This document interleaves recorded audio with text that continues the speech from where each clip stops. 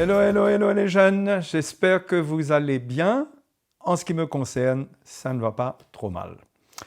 Donc aujourd'hui, au fait, ça fait quelques minutes de cela, il y a des choses qui me sont venues à cœur. Et j'ai voulu vous encourager avec les passages de la parole de Dieu qu'on va lire ensemble. Tout d'abord, ça commence dans l'Ecclésiaste. L'Ecclésiaste, le livre du prédicateur, en anglais The Preacher.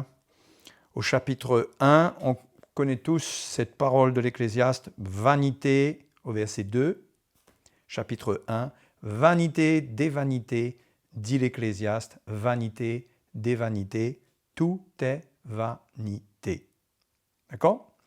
Donc, je pense que c'est ce à quoi tout homme doit arriver comme conclusion pour la vie, non pas dans un esprit totalement frustré, mais il faut bien réaliser que la vie ne nous donne pas tout ce qu'elle promet, soi-disant, parce que le monde et l'esprit du monde nous promet bien des choses au travers du matérialisme et au travers de tout ce qui existe, mais l'homme, au final, finit bien par se rendre compte que son cœur reste vide parce que dans ce monde, tout est vanité des vanités. C'est-à-dire, le mot vanité, c'est le mot vide. Hein. Tout est vide. Et il y a un moment où il faut bien considérer quelle part a le Seigneur dans notre vie, qu'est-ce qu'on est en train de faire avec notre vie, et qu'est-ce qui fait qu'il y a ce vide dans notre vie. Et les jeunes chrétiens ne sont pas exempts de ce sentiment de vide, de frustration. Et je pense que l'expérience de l'Ecclésiaste peut nous instruire, si on relit ce que l'Ecclésiaste dit à l'Évangile, parce que c'est comme cela qu'il faut lire l'Ancien Testament. Il faut toujours relier ça au Nouveau Testament, ne pas donner de l'autorité aux Écritures de l'Ancien Testament, mais l'autorité vient du Nouveau Testament, de la Nouvelle Alliance. Et à partir de cela, on peut trouver des choses intéressantes. Ecclésiaste chapitre 3 nous dit « Il y a un temps pour tout », verset 1, « Il y a un temps pour tout, un temps pour toutes choses sous les cieux ». Et là, l'Ecclésiaste va commencer une série de « un temps pour certaines choses et un temps pour autre chose ». Au fait, dans toute la série qu'il va donner, il va montrer qu'il y a un temps pour des choses charnelles et il y a un temps pour des choses spirituelles. Il y a un temps pour des attitudes charnelles, il y a un temps pour des attitudes spirituelles. Et ça commence par naître. Il dit il y a un temps pour naître et il y a un temps pour mourir. Hein? Alors de quoi est-ce que ça nous parle? Bien sûr, naturellement, il y a un temps où on naît et il y a un temps où on meurt physiquement. Mais pour nous, dans l'esprit, cela parle de notre naissance. Il y a un temps où nous sommes nés selon la chair, mais Jésus nous a promis de naître selon l'esprit. Et pour naître selon l'esprit, il nous faut mourir. Okay? La nouvelle naissance, dont Jésus parle dans Jean chapitre 3, passe par la mort de la croix. Et il y a un temps pour naître et il y a un temps pour mourir. Il y a aussi un temps pour naître de nouveau et il y a un temps pour prendre sa croix, pour faire mourir sa chair, afin de vivre les choses de l'esprit. C'est comme cela qu'on peut voir cela aussi dans la parole de Dieu. Hein? Il y a un temps où on est de nouveau, on rencontre le Seigneur, on donne notre vie au Seigneur, et là on va avoir beaucoup de luttes, il y a beaucoup de choses charnelles qui vont se réveiller, qui vont vouloir se manifester, mais il y a un temps pour mourir à nous-mêmes, pour faire mourir ces choses. D'accord? Et pour vous les jeunes, c'est comme ça.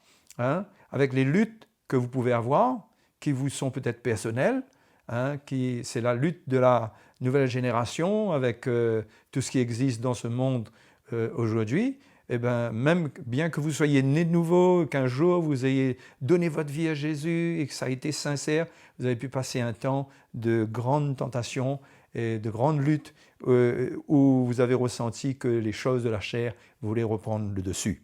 Donc, c'est le moment maintenant, hein, de faire mourir ces choses. Ok? Alors, il y a un temps pour naître et un temps pour mourir. Il y a un temps pour planter et un temps pour arracher ce qui a été planté. D'accord? Alors, dans votre vie, vous avez eu ce temps où vous avez planté beaucoup de choses. Il y a beaucoup de choses qui ont été plantées, beaucoup de semences qui sont venues du monde, beaucoup de choses auxquelles vous vous êtes adonnés. Hein? et ça a amené beaucoup de choses du monde en vous, et ça a été un temps, d'accord? Mais maintenant, c'est le temps pour vous d'arracher ce qui a été planté, ok?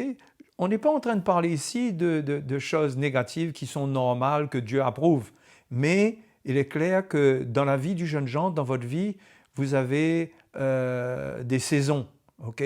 Vous avez peut-être eu une saison difficile avec votre chair, où vous avez livré votre chair aux choses du monde, et donc là, il y a beaucoup de choses qui ont été plantées. Mais c'est le temps maintenant d'arracher ce qui a été planté. Il y a un temps pour tuer et un temps pour guérir. C'est-à-dire qu'il y a un temps pour faire ce qui est mal. Il y a un temps où notre chair a pris le dessus et nous nous sommes donnés à toutes sortes de mauvaises choses et nous avons aussi participé à faire ce qui est mal, non seulement envers nous-mêmes, mais envers les autres. Et nous avons participé à ce que la parole de Dieu appelle ici tuer. Hein? Nous avons commis des crimes. Ce n'étaient peut-être pas des crimes physiques, mais nous avons participé à l'œuvre destructrice du péché. Hein? Nous nous sommes donnés à cela, en mauvaises paroles, en action. Nous avons fait des choses qui ont été une occasion de chute pour les autres. Ça a été un temps pour tuer. Eh bien, les jeunes, je veux vous exhorter que ce temps maintenant est révolu, que c'est un temps pour guérir. C'est un temps pour guérir nous-mêmes personnellement, parce que nous nous sommes fait beaucoup de mal avec le péché, mais c'est un temps aussi pour guérir les autres, pour participer à la guérison de l'Église, des frères et sœurs, des autres jeunes, d'accord? Et là, c'est un temps pour passer d'une action où on a eu une phase de notre vie, une saison de notre vie, où on a tué, on a détruit. Mais maintenant, le Seigneur veut qu'il y ait une véritable conversion et qu'on passe à un temps pour guérir. Ensuite, l'Ecclésiaste nous dit, il y a un temps pour abattre et un temps pour bâtir. Ok? Il y a un temps pour abattre et un temps pour bâtir. C'est le temps de bâtir. Ok? Il y a un temps pour abattre parce qu'on a reçu la parole de Dieu, on a reçu une certaine mesure de construction et au lieu de bâtir avec ce qui nous était transmis, qu'est-ce qu'on a fait? On a abattu. On ne s'est pas occupé de ce que Dieu nous a donné et ce qui a commencé à être construit dans notre vie, on a détruit cela. Eh bien, c'est un temps, non pas pour abattre, c'est un temps pour bâtir. Pour bâtir comment? C'est un temps pour bâtir sur le fondement apostolique, sur le fondement de la mort et de la résurrection de Jésus. D'accord? Donc, c'est important pour nous de comprendre que ces versets sont inspirés pour nous encourager, pour nous exhorter à vivre notre vie, la vie que Dieu a préparée pour nous, la marche que Dieu a préparée pour nous sous la nouvelle alliance. Et on peut voir dans ces passages que Dieu a préparé une grâce, que Dieu est prêt à nous pardonner des choses du passé, mais qu'il veut nous voir maintenant, nous convertir au fond de notre cœur, convertir notre temps, convertir notre énergie, convertir tout ce qui fait notre vie pour passer d'une étape où nous avons abattu, nous avons détruit, pour entrer dans une étape pour bâtir. Non seulement bâtir notre vie, mais bâtir l'Église, servir le Seigneur, participer. Ok? Il y a un temps pour pleurer, hein? Et il y a un temps pour rire. Ben oui, quand on entre dans ces choses-là, le temps pour pleurer, ça sera terminé. On va entrer dans la phase où on va pouvoir rire. Ça ne sera pas des rires charnels, mais ça sera des rires de cœur qui ont été travaillés, qui trouvent la joie du Seigneur. Il y a eu un temps pour pleurer, où vous avez lutté, où vous avez réalisé que votre vie n'était pas correcte, ou ce que vous étiez en train de faire n'était pas droit, et vous en avez souffert, vous avez lutté, vous avez pleuré devant Dieu, pleuré avec des gens, hein, pleuré en secret. Mais il y a un temps pour pleurer, et il y a un temps pour rire. Il y a un temps pour trouver la communion fraternelle dans l'esprit. Il y a un temps pour des réjouissances spirituelles. Il y a un temps où on abandonne les choses charnelles qui nous font pleurer, qui nous donnent même une fausse joie, et qu'on rentre dans ce temps pour rire, pour trouver la joie du Seigneur, dont la parole de Dieu nous dit que cette joie, c'est notre force. Il y a un temps pour se lamenter et un temps pour danser. C'est un peu la même chose que ce qui était écrit avant. Il y a un temps où on se lamente, il y a un temps où on se dit « Pourquoi? Qu'est-ce qui m'arrive? Pourquoi est-ce que c'est moi? Pourquoi est-ce que ces choses me sont arrivées? pourquoi les autres ne sont pas comme ça, pourquoi l'autre n'a pas ce combat, pourquoi l'autre on dirait qu'il est gâté, moi j'ai mes luttes, j'ai mes combats, je m'en sors pas, on dirait que Dieu quelque part c'est comme si qu'il fait des préférences, il fait du favoritisme, et c'est un temps de lamentation, de souffrance, de murmures, de plaintes, et ça nous a fait beaucoup de mal. Mais l'Ecclésiaste nous dit, il y a eu un temps pour se lamenter, et il y a un temps maintenant pour danser. Attention, quand je dis pour danser, je ne parle pas du dancing. Je parle d'une attitude dans notre cœur, où la Bible dit que notre cœur bondira de joie. C'est un temps pour nous de trouver notre joie dans la présence de Dieu et de bondir de joie et de danser devant le Seigneur et d'être dans la joie d'avoir expérimenté une vraie conversion, une œuvre de Dieu, la joie d'avoir retrouvé la communion avec le Seigneur, la communion avec les frères et sœurs. Et ça nous fera passer d'un temps de destruction à un temps de construction. D'un temps où on se lamentait, on pleurait, à un temps de rire et à un temps pour danser. Bon, moi, je vous souhaite de trouver ce temps, les frères et les sœurs. Je crois que Dieu veut maintenant nous faire passer de l'un à l'autre. L'Ecclésiaste dit aussi au verset 5 qu'il y a un temps pour lancer des pierres et un temps pour ramasser des pierres. Il y a un temps où on juge les autres. Il y a un temps où on a des pierres, on est rempli de pierres, à lancer sur les autres, pour les juger, pour refuser leur aide, pour rejeter leurs exhortations, leur encouragement. Et il y a un temps où nous sommes de ceux qui prenons les pierres pour les lancer. Mais l'Ecclésiaste nous dit qu'il y a un temps pour ramasser les pierres. Toutes les pierres qui existent dans notre jardin, chez nous, on ne va pas les laisser étouffer notre culture. On ne va pas les laisser étouffer et détruire notre plantation, mais on va les ramasser pour pouvoir les jeter afin que notre cœur soit pur, afin qu'il n'y ait plus de jugement en nous.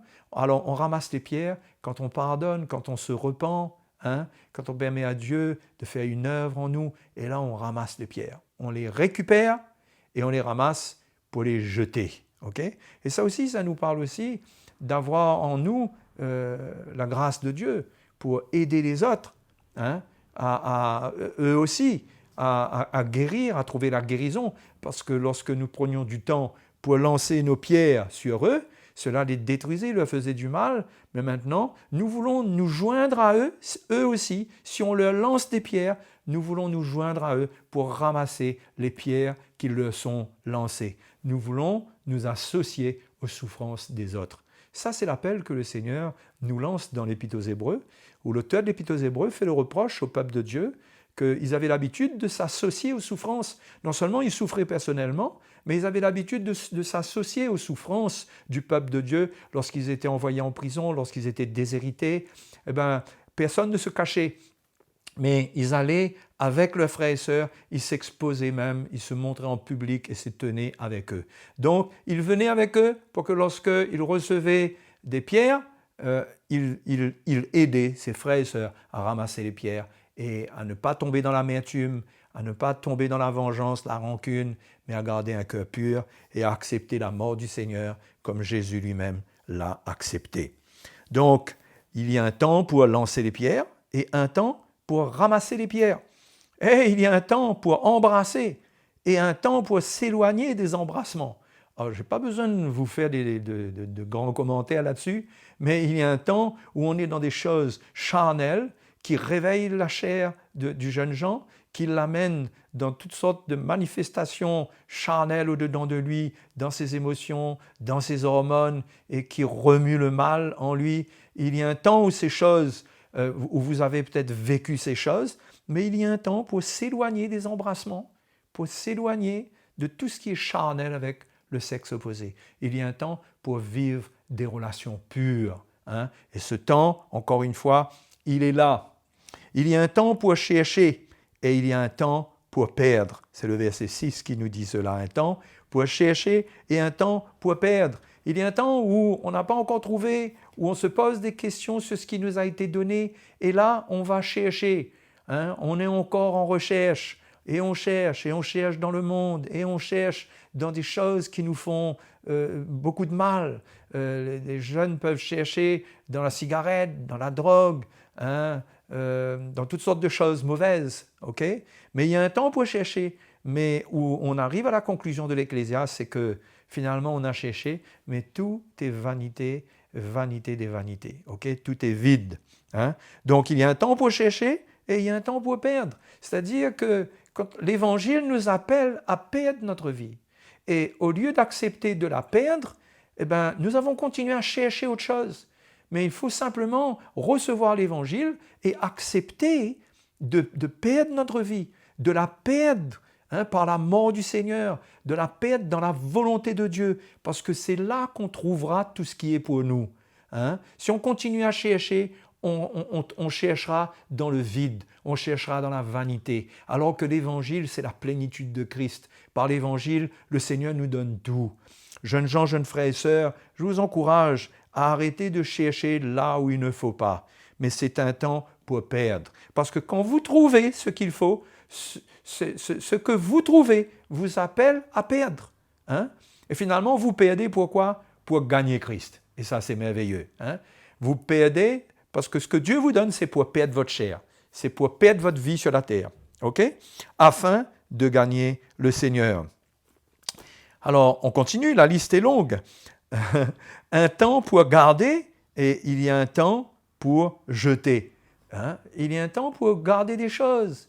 Hein? Il y a un temps où l'on garde beaucoup de choses dans notre vie, où l'on garde des sentiments mauvais, où l'on garde des pensées mauvaises, où l'on garde des jugements, hein? Où l'on garde des blessures, où on porte avec nous toutes sortes de choses qui sont impures, on les garde, on les nourrit, mais il y a un temps pour garder, il y a un temps pour jeter. Les frères et les sœurs, il faut bien se dire que le temps est maintenant, c'est le temps de trouver une grande poubelle et de jeter toutes les choses que vous avez amassées à l'intérieur de vous, les choses que vous avez gardées. Hein? Et ça parle aussi de votre vie, hein, de garder sa vie et de garder des choses qui nous font beaucoup de mal, qui nous détruisent. Je veux vous encourager de comprendre le temps dans lequel on est.